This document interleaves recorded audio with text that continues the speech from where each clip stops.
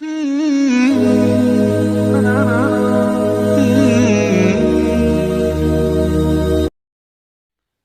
اللہ الرحمن الرحیم۔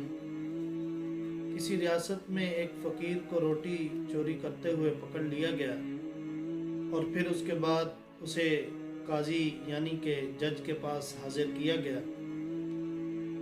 قاضی صاحب نے بڑے سوالات کیے لیکن بابا جی خاموش رہے، ایک سوال کا بھی جواب نہ دیا۔ آخر کار قاضی نے فیصلہ کچھ یوں سنایا کہ بابا جی کو روٹی چوری کرنے کے جرم میں 1 درہم تندور کے مالک کو بطور جرمانہ ادا کرنا پڑے گا۔ یہ بات سنتے ہی لوگوں نے فاتحانہ نعرے لگانا شروع کر دیے تو قاضی صاحب نے کہا کہ ٹھہرو ذرا، ابھی فیصلے کی ایک شق باقی ہے۔ قاضی صاحب نے گرجدار آواز میں کہا کہ وہ لوگ جو بابا جی کو پکڑ کر لائے اور وہ لوگ جو بابا جی کے قریب محلے میں 3 گلیوں میں آس پاس رہتے ہیں، انہیں ہر ماہ کی پہلی تاریخ کو 50 درہم بابا جی کو بطور جرمانہ ادا کرنا پڑے گا۔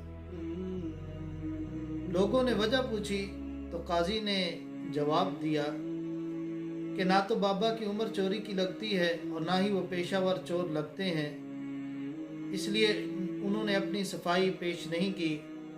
اگر وہ پیشہ ور چور ہوتے تو جیسا کہ عام چوروں کا دستور ہے کہ وہ اپنی صفائی خوب اچھی طرح پیش کرتے ہیں، تو بھوک نے ان کو چوری تک پہنچایا، لیکن اس کا سب سے بڑا سبب ان کے پڑوسی ہیں جنہوں نے بابا کی خبر گیری نہیں کی، جس کی وجہ سے بابا ایک روٹی کا چور بنا اور جبکہ بابا جی کا پورا محلہ انسانیت کا چور بنا۔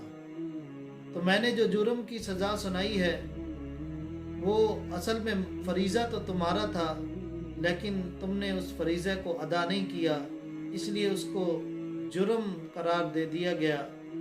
تو قاضی صاحب کے اس فیصلے سے بوڑھے بابا جی کی آنکھوں سے آنسو جاری ہو گئے اور جو تانا کرنے والے تھے، تان و تشنیع کرنے والے تھے اور تماش بین تھے، ان کی گردنیں جھک گئیں۔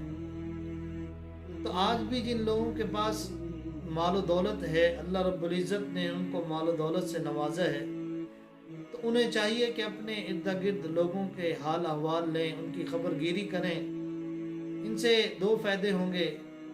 ایک فائدہ تو یہ ہوگا کہ اللہ رب العزت ان لوگوں کے مال میں برکتیں عطا فرمائے گا، ان کے مال میں اضافہ ہوگا، اور دوسری چیز کہ اللہ رب العزت ان کی عزت میں بھی اضافہ فرمائیں گے۔